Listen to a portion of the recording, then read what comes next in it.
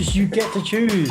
Right? Like here's the scenario. The environment gives us something which can be perceived as negative, can be perceived as not working, can be perceived as problematic. The world's ending.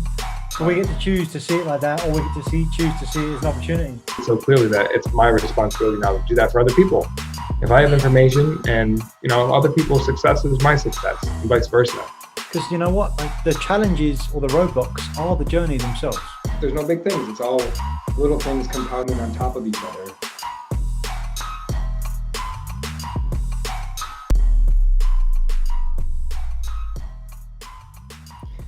Welcome to another episode of the Pro Advisor Coach podcast. In Nick Davies' absence today, we have Coach Jon Zieve joining us. It's been a little while since we've had Jon on the podcast. Well, welcome back, Jon.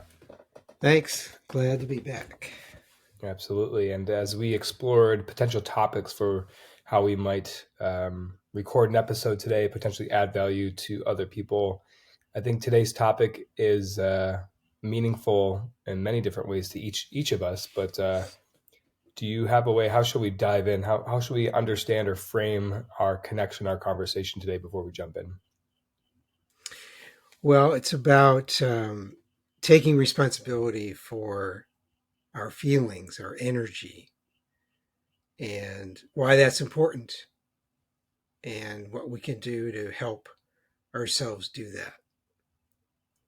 What does that mean to you? What is the value of that topic to you? To me, it means, what I think about is that there are what I might call results or things that I see in the tangible world that may not sit well with me or cause uneasiness in me or are undesirable to me. And where I think we're going is we're focusing on what I might call the unseen world, or where everything actually comes from. It manifests physically in our within our five senses for us to be able to see, hear, touch, taste, and smell. But we're primarily going to be focusing on the energetic world, or the world behind that actually causes the manifestation of our physical world, which is always an intriguing topic to me, and it's one of my favorites. So I'm looking forward to this. Well said, Coach. Yeah, so how do we want to dive in? And maybe you could share one of these results that you're talking about that you might react in a way that is almost triggering. And we can explore this topic from that angle. Sure. This is a business podcast, so the first thing that comes up for me is business, or even my business or my practice. Two scenarios come up. One would be maybe the amount of money I want to make, or the success that I have financially. And then the second is the type of people that I see on my calendar as I come up with recurring client connections, how excited I get, or how I feel about those connections. And I think with both of those things, I've learned that it's more of a reflection of how I feel. And if I'm upset about the monetary amount that I'm making, it usually means I have some beliefs around what I should be charging, or what I could be charging, or the number of people who find value, or that even my content or my coaching is valuable. There's hidden beliefs and feelings under that. And same with the types of people that I'm connecting with. Quite often I realize my clients are there to teach me as much about myself as I am to coach them. Yeah, so there's a lot there that you mentioned. Where would you like to start? Like, if you want to pick one of those things you mentioned. We could start with the financial aspect, because I think it's very common for people to desire, to want to earn more, especially business owners or people who run their own business. Yeah. Okay, good. So the topic is how do we feel about the amount of income we're earning, the amount of money that's flowing to us. And that could be positive or negative, how we're feeling about it, right? Most people, I guess, if it's a concern, they feel negative, right? Yes. So let's just explore the feelings and taking responsibility of the feelings around it, okay? So think about a situation where you know you felt somewhat negative about it, and just express. You don't have to say exactly what was going on. Just express how did your body feel? What were you feeling? I had a recent connection with a prospect who I felt might not have the budget for what I normally charge, my normal retainer rate as a coach. Mm-hmm. And what I felt was that I needed to negotiate my own, I needed to negotiate or to uh, perhaps meet her where she needed to be met. And instead, I did the opposite. I kind of put my head down and just said, "This is what it is. Should we talk about it?" Okay. And so, what was the result? Did it work out? How did it work out, or it didn't work out? Maybe this is not the best example because it's still pending. We have our Okay. next, we agreed to schedule some more time to talk through if she really wants to do coaching, what that would need to look like. Okay. Well, there's no right or wrong. It's just the energy you were feeling, the feelings you were feeling were. Are you saying you wanted to stand up for your value? Is that what you felt? I felt my empathy kicking in and thought that it may be more destructive to listen to that than to really ask for what I really wanted, if that makes sense. I was almost, I wasn't even, that wasn't even a fact that she didn't have the budget. I just, I'm wondering where that thought even came from. That may not have even been true. And maybe it was my instincts to not listen to that until, excuse me, to hold my ground with what I actually wanted in the situation. Yeah, which is you wanted to hold your feel in integrity with your value. Yes. Yeah. Okay. Well, that is taking responsibility for your feelings. You were doing. It sounds like you were doing that, right? And in the past, have you done that, or have you not done that? No, I've not done that. That's definitely a relatively new Okay. thing for me. Yeah. Good. To make So what? accommodations for other people, to make other people feel good, maybe Yeah. in lieu of me feeling good. Right. Hmm. So let's play it out. Like, let's assume. Well, let's play out both scenarios. Let's say this prospect comes back and says, "I've had a chance to think about it, and I want to go ahead with your rate." Then how's that going to make you feel? It make me feel awesome. What if she says, "I can't afford it"? Then how is that going to make you feel?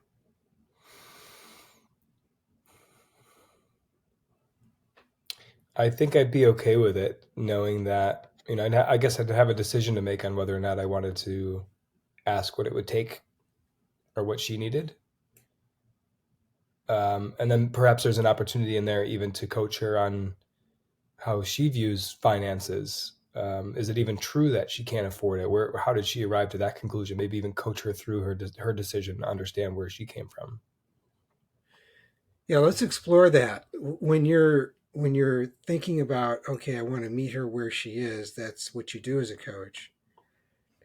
But when you are doing that to yourself, you're leaving your integrity and how you feel good about yourself. And then you're saying, well, maybe I won't pay attention to that anymore. Did you feel that happening during when you were speaking? Just now, Yeah.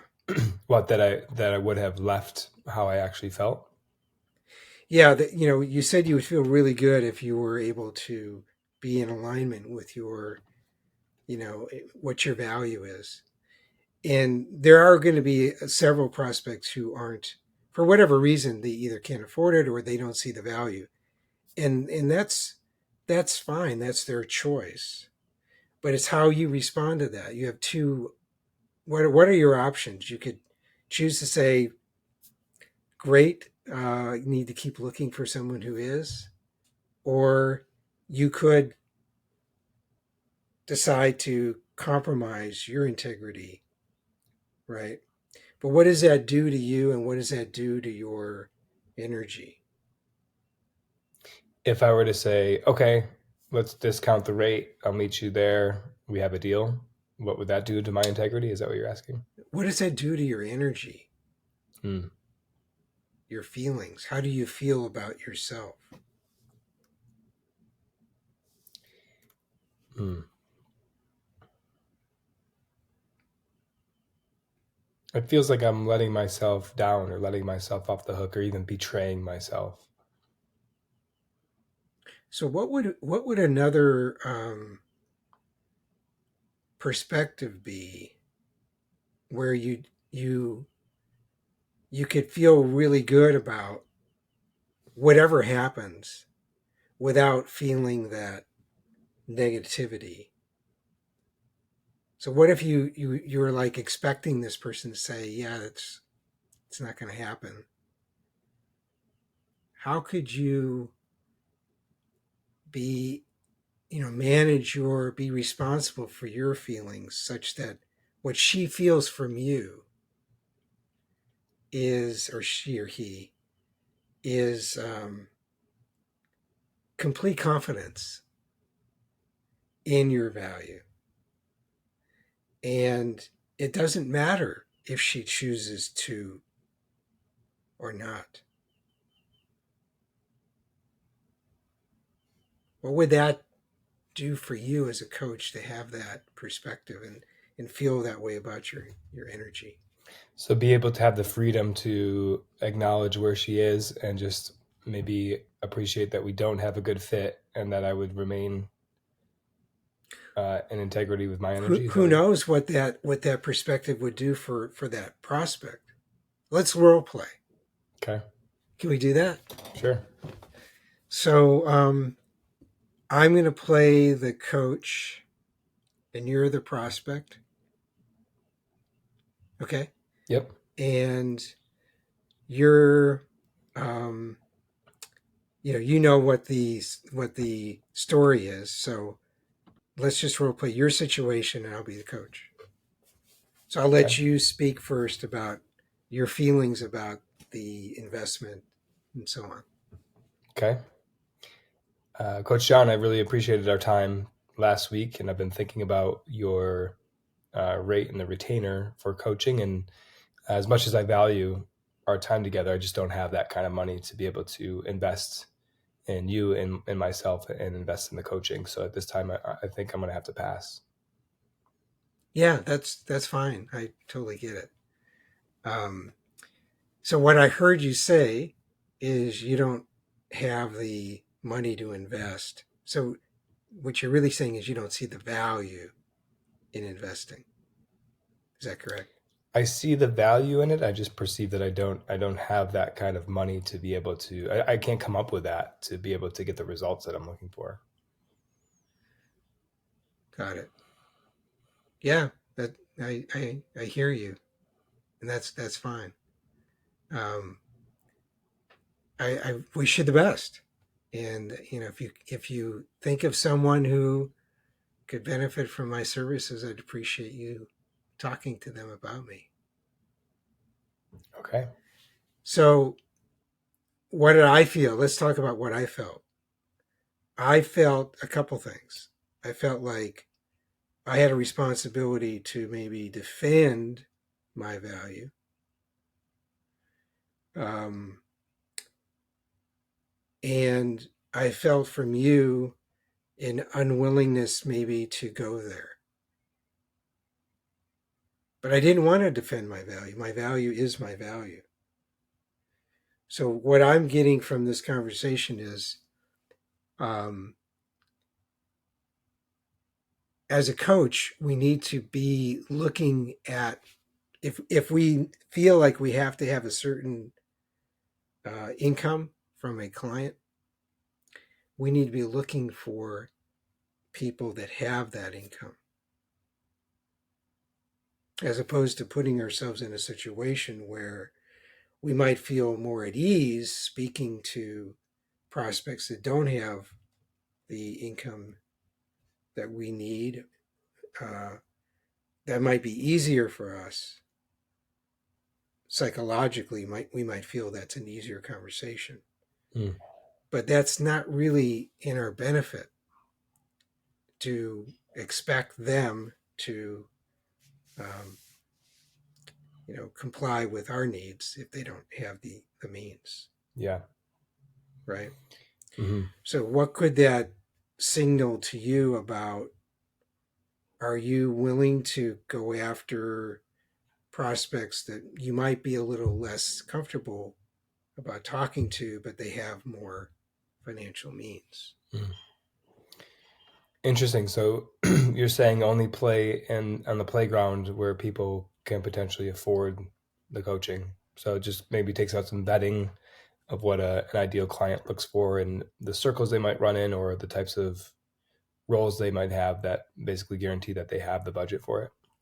If this is something you want this income, it's important to you, and you want to have this integrity about, this is what I feel I'm worth, then yeah, you're going to need to be more selective about who you speak to about your coaching.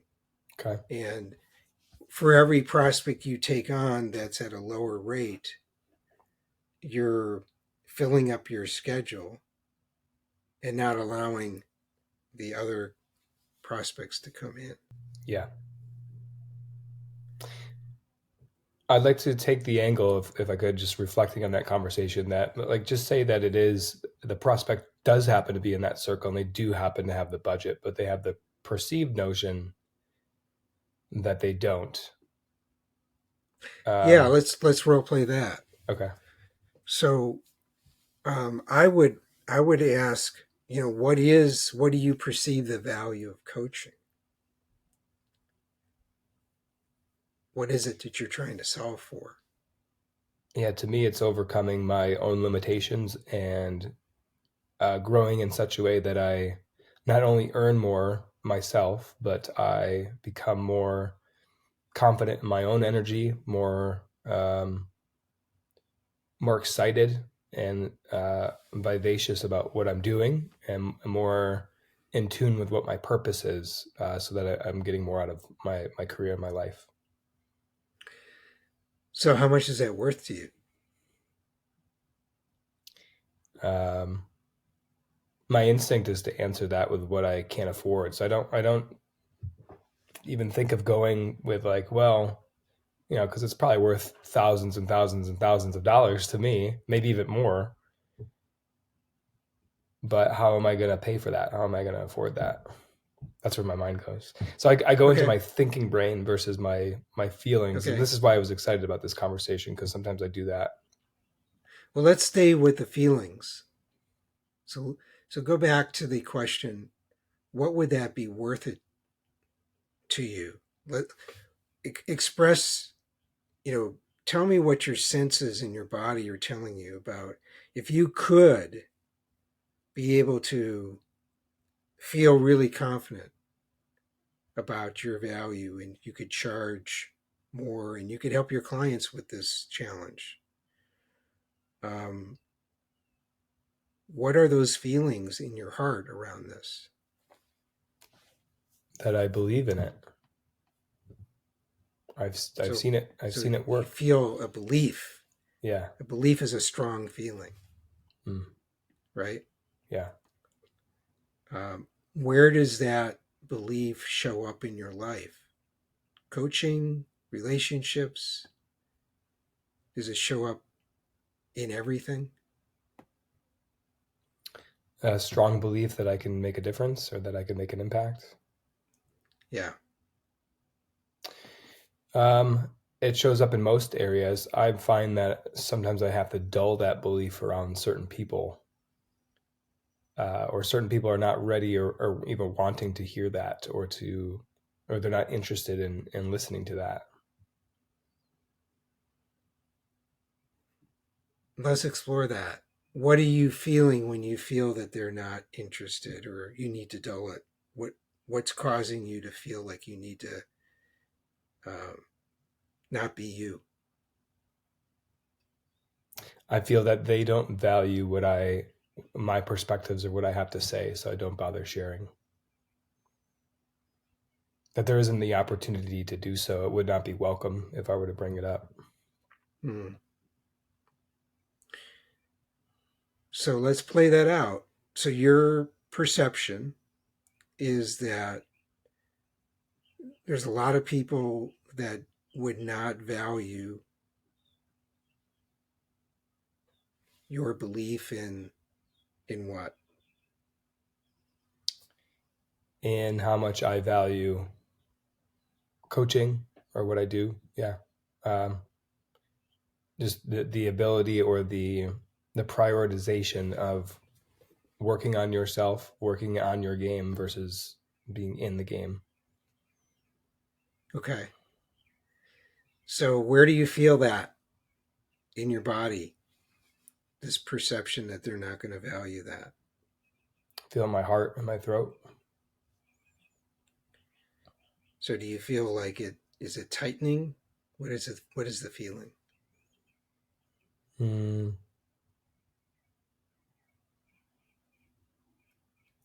It's like an inaccessibility. It's like it's closed off. It's almost like it's not even an option. It doesn't become an option. Okay. So it could be you're projecting this on others. Here we go. Have you ever thought about that? I have. So the topic of this podcast is taking responsibility for your feelings and your energy. Let's explore if you are, which would explain why you perceive that others are not going to want to hear. So, how can you explore if you're projecting? Do you have any tools in your arsenal to do that? I do. I first want to ask a qualifying question here because I think in my mind, I used to conflate the two of these things with thoughts and feelings, but these are very different. Is that right? Projections? No, just in general with like the approach I might take with a conversation with the role plays that we just had.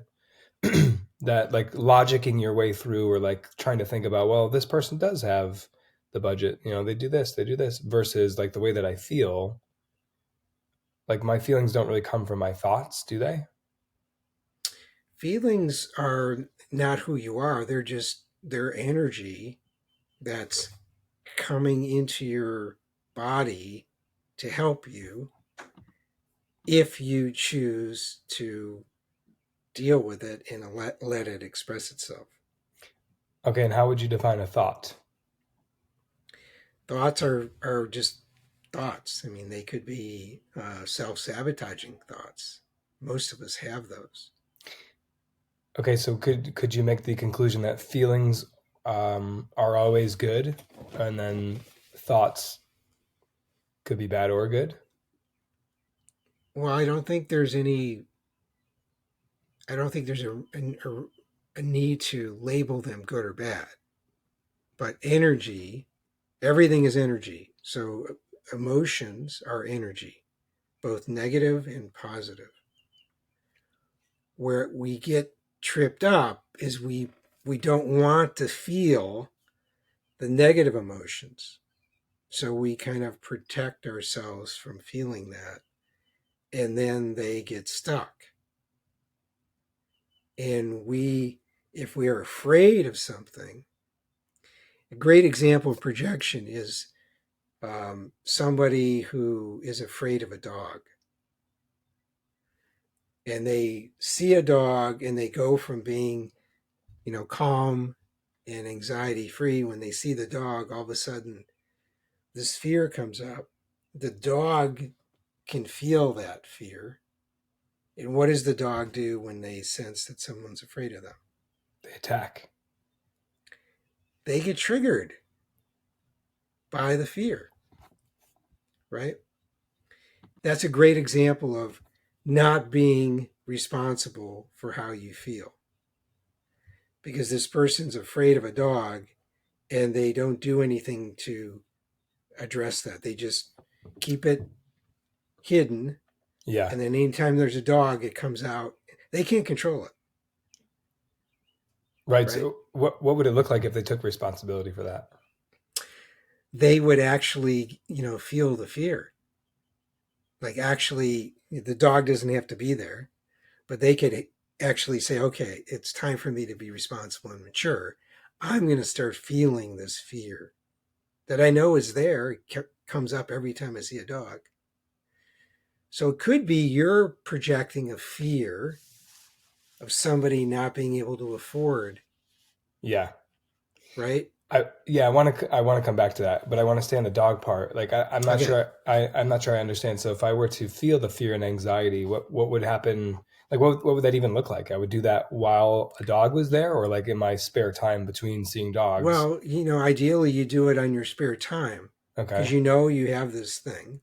Yeah. It comes up repeatedly, and it's going to continue until you say to yourself, okay, my intention is to take responsibility for this fear, and I'm Yeah. going to feel it. I'm Okay. going to actually feel it in my body, Okay. and I'm going to be present with it and ask, well, what are you here for? Like, what is the purpose of this energy of fear? What is fear? And if you can be present with it, you'll realize it's not what you thought. So I might think that I feel fearful of dogs so that I don't get bitten or so that I could protect myself. Like fear implies, like fight, flight, fight, or freeze, right? So if I'm flight, when I'm in the presence of a dog, it's trying to protect me from getting hurt by the dog. Yeah, and it could very well be that you were traumatized when you were 2 years old by a dog, and that trauma is still in your body, and you're not aware of it, and Okay, it's acting out. so now you're answering the question. So if I have a feeling, oftentimes we don't know where that feeling is coming from, but if we sit and be present with it and feel it all the way through, it has this wisdom of showing us or sharing with us where that is coming, where the source of that feeling is coming from. Is that what we're ultimately trying to do when we feel our Yeah, feelings? Is discover the that's the source of idea. it? Is try to just be responsible. I'm feeling something, and that's energy, and it's the word emotion is energy in motion. It needs to move.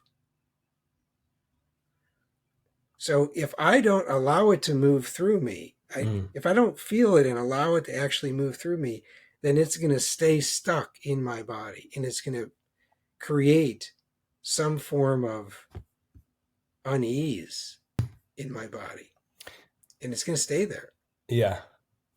All right. So let's follow the dog example through. So if I don't do anything and I don't address it, every time I come up against a dog, it's going to have that same repetitive feeling that I have, and I'm going to feel fearful. Whereas I say enough is enough. I feel the fear. I'm with myself later on, and I go in and I examine, maybe through meditation or whatever my process is, and I feel the fear and I ask it questions and I discover where it's coming from. And then does it change after that, or is there something I have to do to release that or to understand it, or is it just simply to understand where it came from? Well, there's an awareness piece. Once you understand the insight, yeah, the fear is here to help me. Then there is some, you kind of need to practice to create a new response. You need to kind of lean in and say, okay, let me test it out. Let me get near a dog and let me, breathe and realize, it was just, this old trauma that I had. Okay, so So the you need to practice awareness, it, and the then you aware. get good at it, and then it leaves. Okay, gotcha. But so the awareness of the original trauma expands my awareness, so that when next time I'm with a dog or around a dog, I can say, will I still feel the fear? Is that what you're saying, or I'll still Yeah, feel it? it's not unusual. Like if you're an athlete and you're competing, you're going to feel nervous. Mm-hmm. You're going to feel fear. That's not a bad thing. It actually can help you focus. But once you feel it and you move, it's like you got to get that first hit in if you're a football player, or you got to take your first swing as a baseball player, and then it leaves you, Mm. right? But if you're afraid of it and you hold on to it, like I can't deal with the fear, then it paralyzes you. Yeah. Does that make sense? The baseball analogy? It does. I'm trying to get to the transformation of if I want to overcome an emotion that is causing me to flight or freeze, like the dog example, then I go back to the original example or the original trauma that put that feeling there in the first place. And then there's some sort of like it's a conditioning, right? So because of the fact that I haven't gone back there, I'm conditioned to do the same things over and over. So just this insight into where it's coming from will allow me to recondition myself. Is that what we're saying? You have to choose to do that. Right. Okay. So it's a conscious choice to take responsibility Yeah. for. I have not been. I've been avoiding this fear. Okay, I'm going to choose to be responsible. I'm going to feel it, and I'm going to realize it's here for a reason. It's here to help me if I can let it move through me, express the fear. And when it moves through your body, then it leaves. Yeah. Right? I've heard athletes speak of fear and say, when I really feel the fear, I actually can play better. Mm. When they embrace it. Yeah. As opposed to, I don't want to feel the fear. Right? Yes. One more qualifying question about that, and then we can get into the financial example. So why is it that it's like it's unconscious until we become conscious of it, right? But why do we have a tendency to leave our feelings or to not, like, why do we avoid feeling something that doesn't feel like it's going to be good for us? Yeah, that's a good question. There's no right answer. It depends on our past. So, we don't know what's happened in the past. Could have been this lifetime, could have been another. Who knows? Where we develop these, I don't want to feel this. So typically, when something's really traumatic, we kind of have this, I don't want to go there. I don't want to feel it. It's too painful. Okay, so it's a protective mechanism is yes. what I'm hearing. Yeah. Yeah. And so is that the ego? Is that what the ego is? That popping is up? The ego. Okay, yeah. Yeah. The ego wants to protect us from all the bad stuff. Yeah. Okay. But it's not helpful.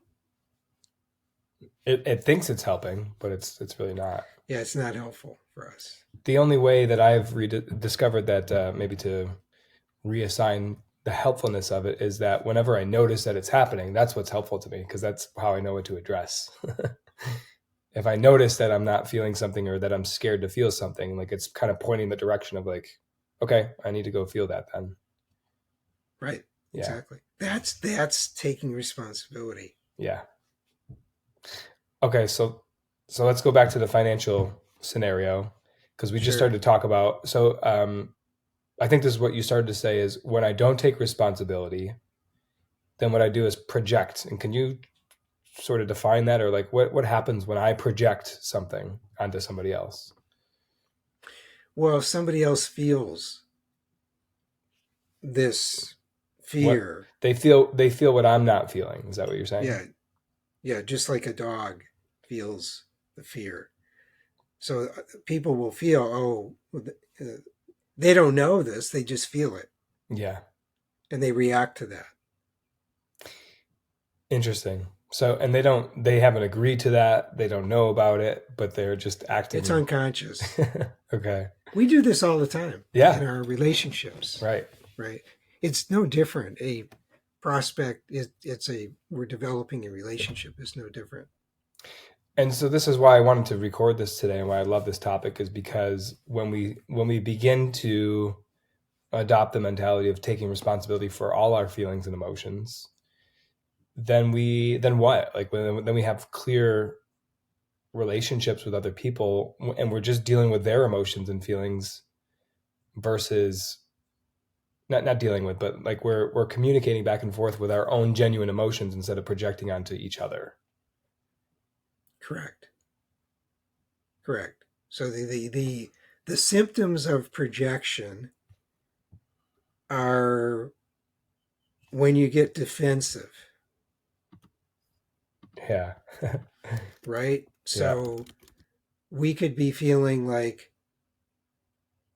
somebody reacts a certain way to us, and then we're like, well, we just defend, well, why did you do that?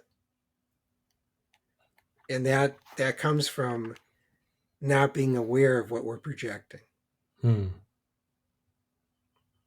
So if you find yourself defensive, that's a symptom of I'm not aware of what I'm projecting. Yeah. So let's give the listener some tools. Okay. So let's demonstrate, and I think we might have done this in a former podcast, but there's a projection dissolving tool, which comes from one of my favorite books, The Tools. It's actually not in the book, but it's on the website, thetoolsbook.com. So if you think there's someone who there's a good chance that you're projecting, like you get defensive around them, then what you do, and can you think of anyone, Coach? You don't have to say the person's name, but think of someone who you can get defensive around. Yeah, I might even use my earlier example of that financial example. I might get defensive to defend my value, right? Yeah. So why don't you close your eyes, and for the people listening, you can do the same. Think of someone who you tend to get defensive around, and just close your eyes and picture their energy. And notice, like, how big is their energy? Is it big? Is it small? Is it powerful? What does it look like and feel like?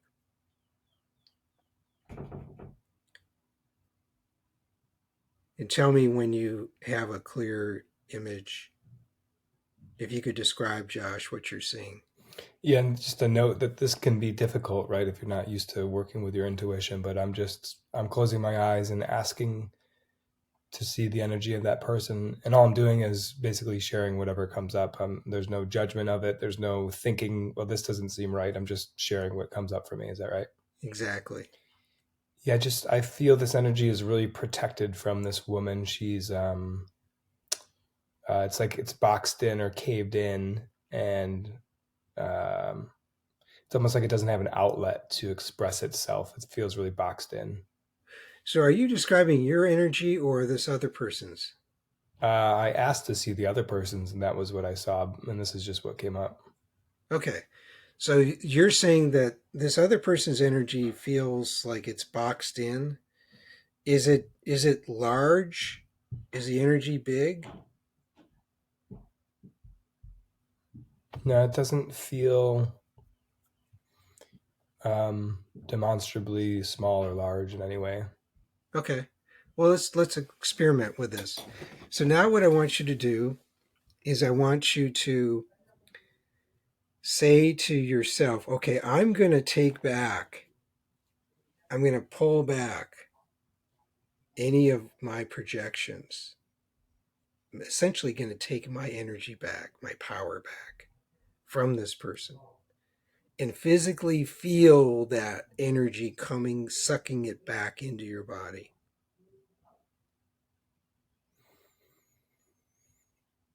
And then notice what happens to the image of that woman.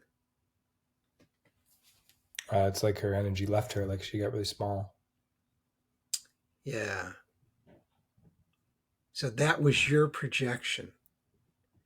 And when you were speaking, that sounded just like you. That's why I asked you the question. Were you talking about your energy or hers?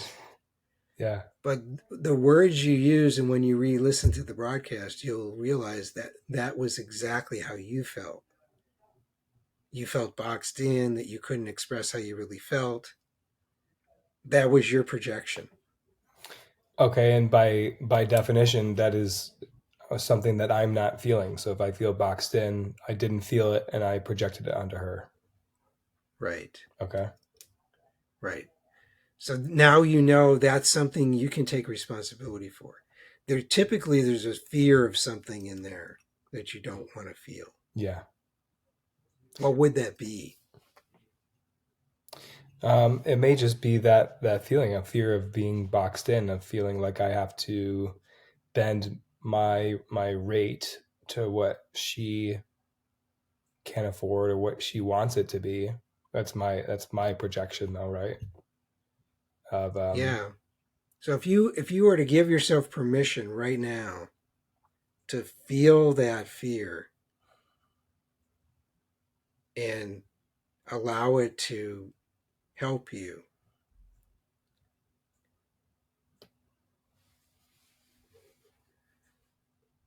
yeah, what does it feel like? it feels like a fear of rejection, of somebody telling me I'm not good enough or that it's not valuable enough for them, and it feels bad to be rejected. Yeah. So allow yourself to feel that. Like, allow it to move. Where do you feel it in your body? I just feel it in my heart and my shoulders. I feel like they're slumping a little bit, almost like a self-pity for feeling Okay. rejected. Yeah. So ask it, what are you here for? What's the purpose of this energy?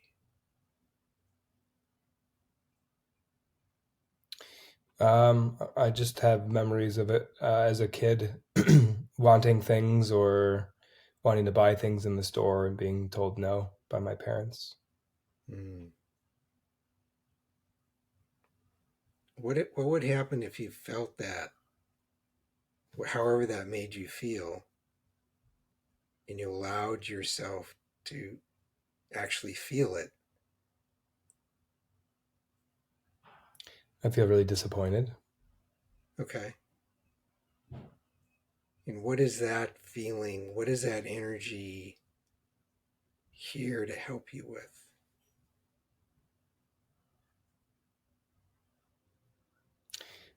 Something around trust, to trust that um,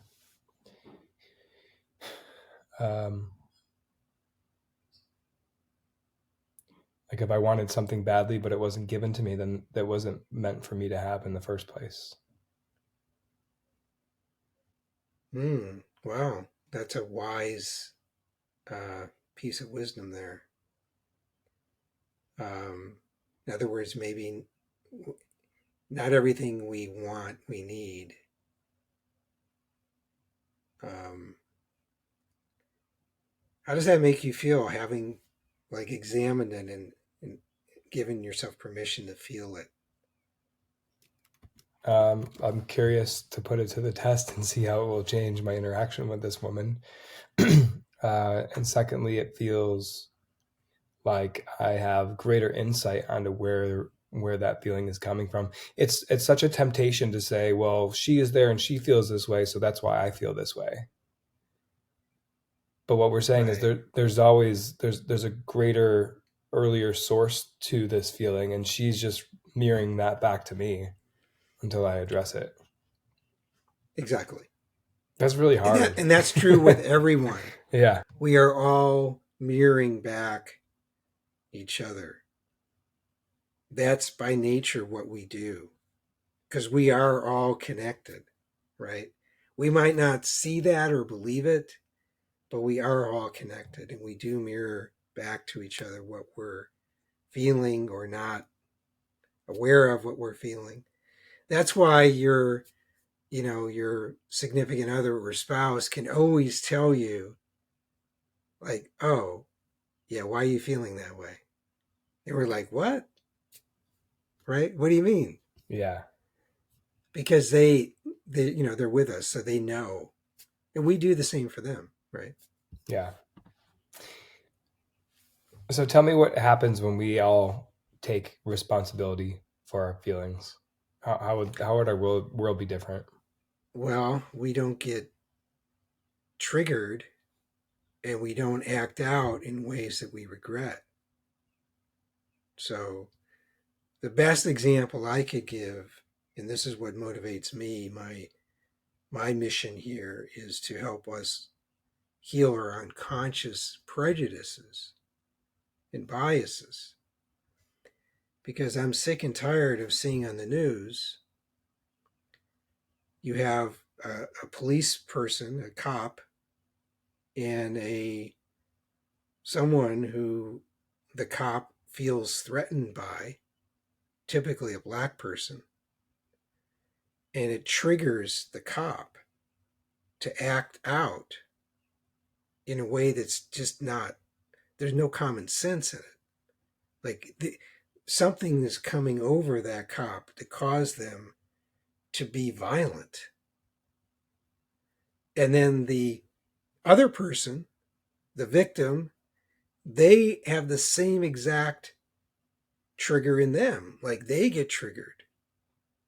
And I see this play out on the news, and nothing's changing. It's just the same rerun over and over of violence in reaction to feeling threatened. And there isn't anything actually threatening going on. It's this unconscious bias or prejudice. Mm. I mean, look at the greater society we live in. We're all being triggered by supposedly the opposition or the people that don't think like us. Well, that's just all BS. I mean, none of that's real, but we get triggered by it. Mm. It's all manufactured to try to get us to react. It's all BS. We all want the same things, yet we're allowing ourselves to get triggered. So, to answer your question, the world would be a lot different.